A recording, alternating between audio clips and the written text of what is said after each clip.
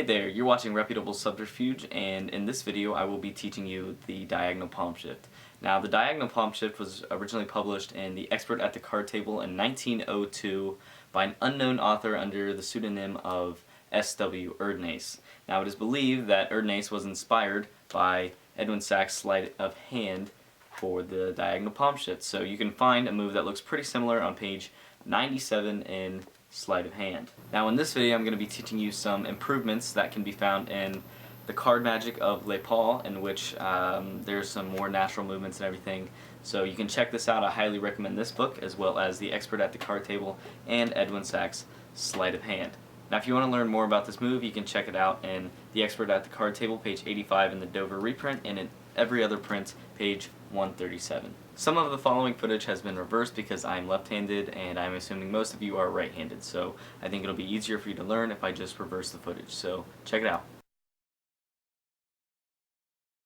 So first I'm going to go over the Erdnase method, and then I'm going to go over LePaul's method. So first we're going to talk about the insertion here. So we're going to use the Ace of Spades as the card to be palmed. So you're going to hold the deck and then just riffle down the side and put the card that you want to palm right there in the middle, and then you're going to put it in so that it's about a centimeter away from being squared. And here's how you're going.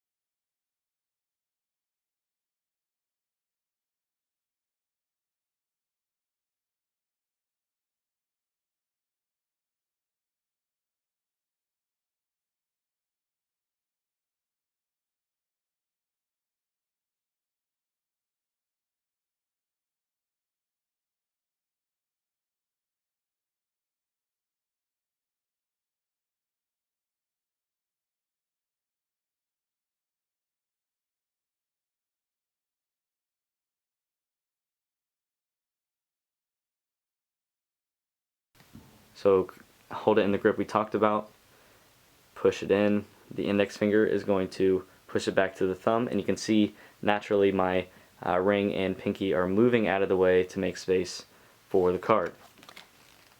So push it in. You can see my fingers are kind of making space for it. And you're just going to use the index finger to push it back until your thumb can take over. So put it in the middle. Bam, and then the thumb is going to take over and push it all the way in, but it's going to, the pinky is going to grab it from this side, and the thumb is going to hold it too, so you're going to be able to like take it back, right? So the card is inserted, push it in, the thumb is going to take over, and now I'm kind of holding the card with my pinky and thumb so that I can move it all the way back as far as I can, so all the way back like this. And that's basically the diagonal insertion part of the move. So hold it with the index finger curled on the bottom, 3 fingers on the side, thumb here, push it in so that it's about a centimeter or so away from being squared, and then this hand comes over, all 4 fingers on the front, and then thumb in the back, push it in, and then the index finger pushes that corner back to your thumb, the corner grabs it along with the pinky, and then the card is pulled back, and now you're ready to begin palming the card. Now to palm the card from this position, the pinky is going to essentially swivel the card out into a palming position. So to do this, you go through that same step, right? So we're here. You're going to pull all the way back until the card hits the thumb. And then from here, the pinky is going to rotate it, and the card you see is kind of rotating around the thumb there. So see that?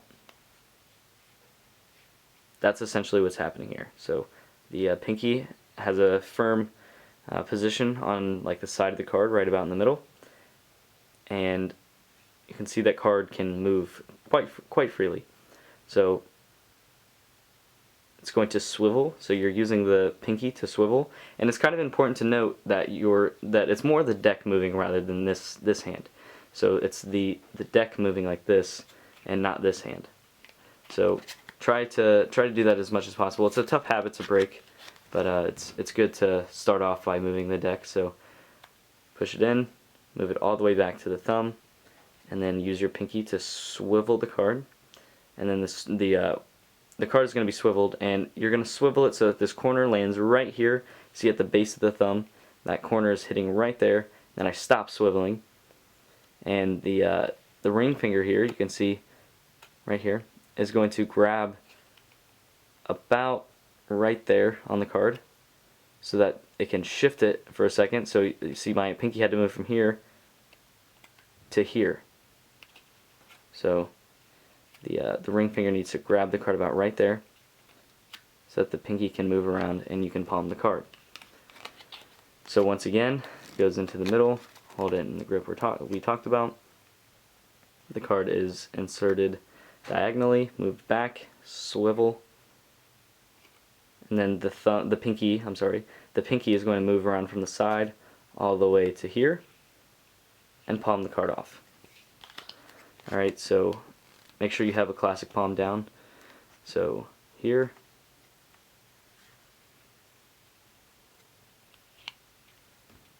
alright, it's a tough move, and that alone is going to take hours and hours and hours of practice to be able to do smoothly. Alright, so the card is the card is sort of being caught in the left hand. So I'm sort of catching it, and see my hand is already sort of in a palming position like this, so it's just going to catch it in the palm. So when you finish the palm, it's going to be attached in two places, so the pinky here and the thumb. So that's where you're holding it. So you could do this if you wanted, right? You could like turn it inside out and do that. So that's where the pressure, that's how you're catching the card. Alright, so these fingers of course can rest on the side and whatever when you're palming the card, but for the most part it's just the pinky and the thumb. So it goes in, right? Just like this. Thumb grabs it, brings it around, and you're in the palming position. Okay, so that is essentially the diagonal palm shift. Now we'll talk about some other things like covers and improvements. So let's get on with that. Okay, so for this seemingly to be such a bold move, there is thankfully a lot of covers for this move. So don't feel too discouraged by it being so bold, because there are a lot of things you can do to cover up the move. Okay, so here we are. We have inserted the card, and we're getting ready to palm it, right? It's pushed back to the thumb, so it's here. And now, here's the first cover. The first cover is just setting down the deck and taking the card away naturally, right? So here,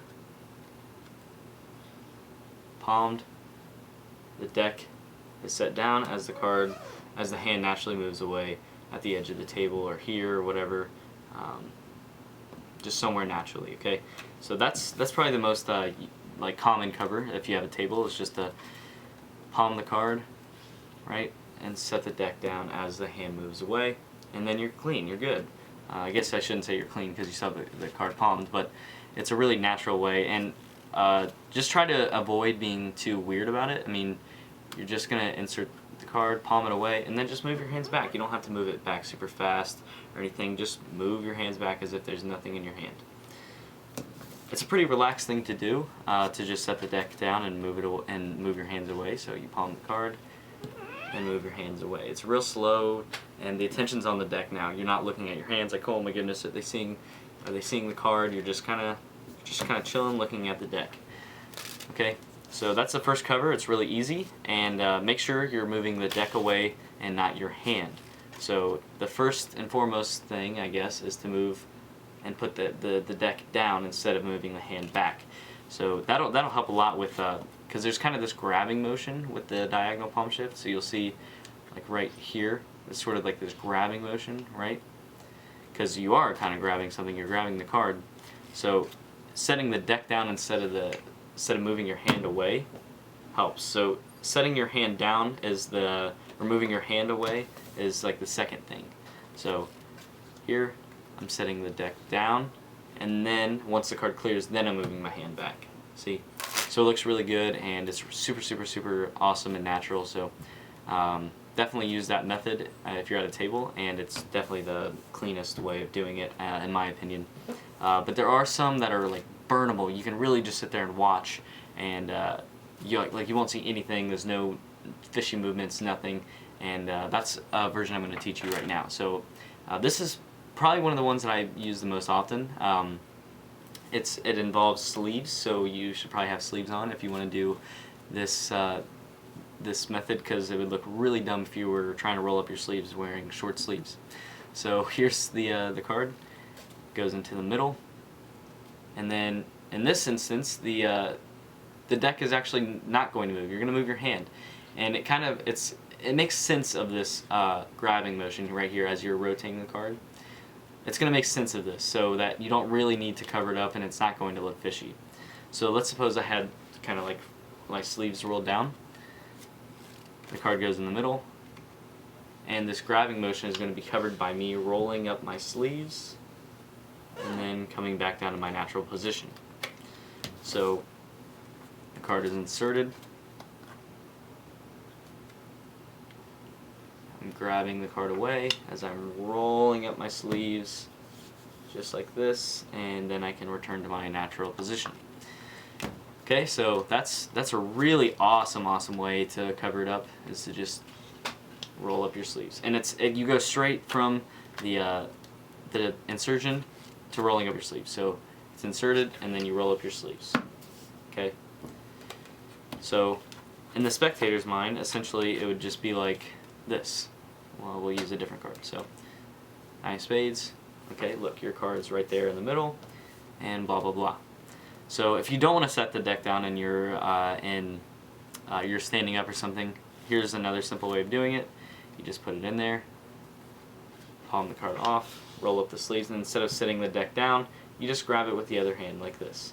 And sure, that's not how you would normally grab the deck, but if you think about it, it makes sense. So if you were to just insert a card, roll it up, and then just kind of hold the deck, right?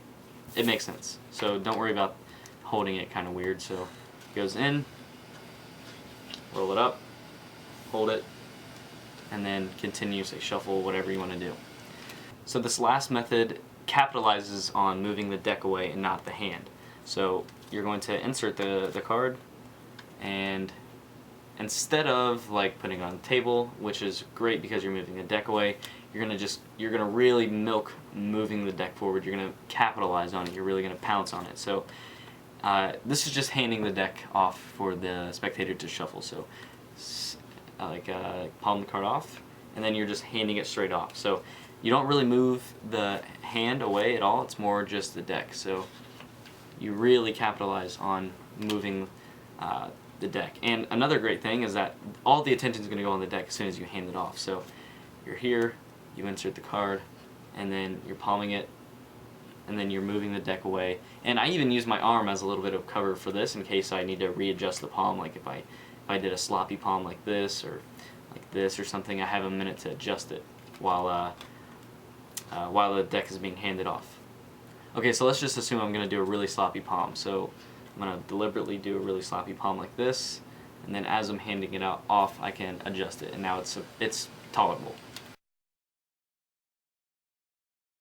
So now I will go over LePaul's improvement, and that's instead of holding the deck like this, you're actually going to hold the deck like this, which is kind of already in a palmed position, sort of.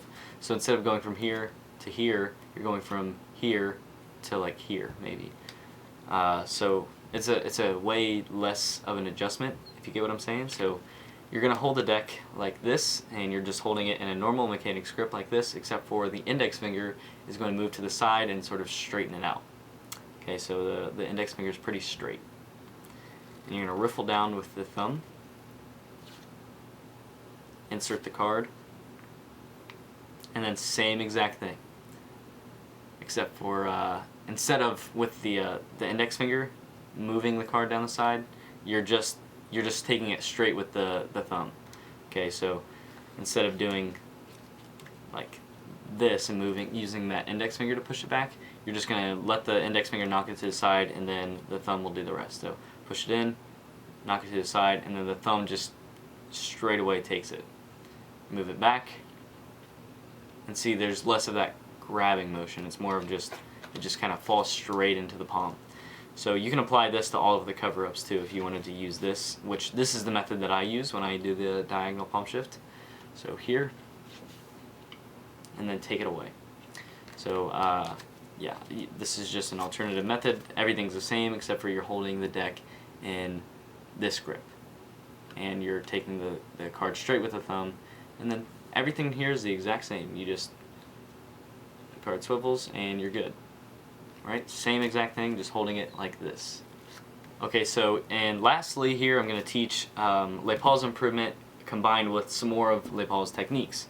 So LePaul teaches this really awesome move in his book there, The Card Magic of Paul LePaul. So it's where you have the deck fanned and then you tap the card in so that, like, it seems like it went all the way in, but of course, like, if you're really squeezing, you can't push that card all the way in. It'll only go out in about this much.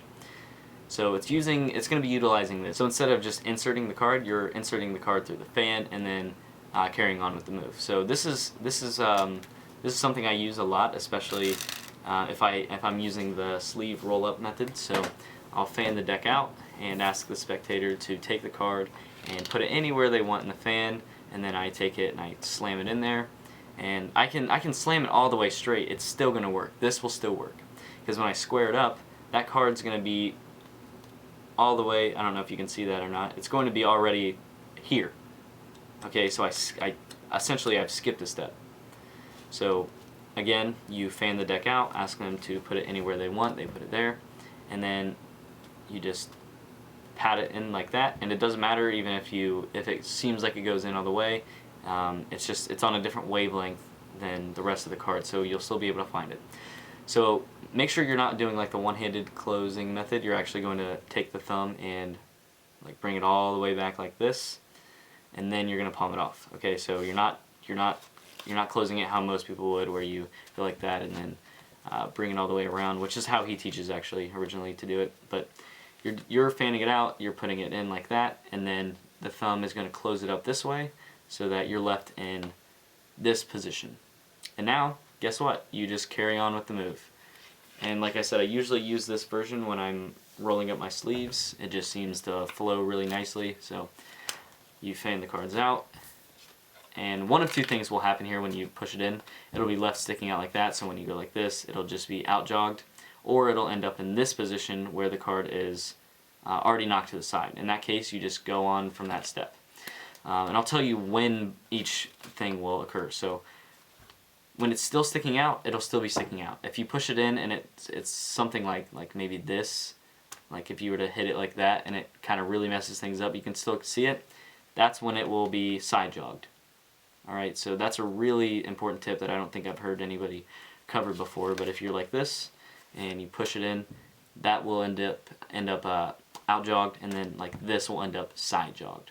Alright, so hopefully that helps you. So thank you so much for watching this. I hope this helped you. I hope you enjoyed it, and if you want to learn more about this move, check out The Expert at the Card Table. I don't think anybody out there explains it better than Erdnase himself, or whoever Erdnase really was.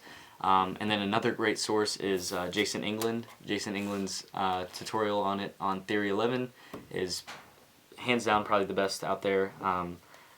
So definitely check out those sources if you liked it, and please practice this move. Give it the respect it deserves. It's a very hard move. It's very prestigious. So just definitely practice, practice, practice. It'll take months before you have this technique down sufficiently. So practice, practice, practice. And if you like this, like it. Please give it a thumbs up and subscribe. And thank you for watching. This is Reputable Subterfuge. Peace out.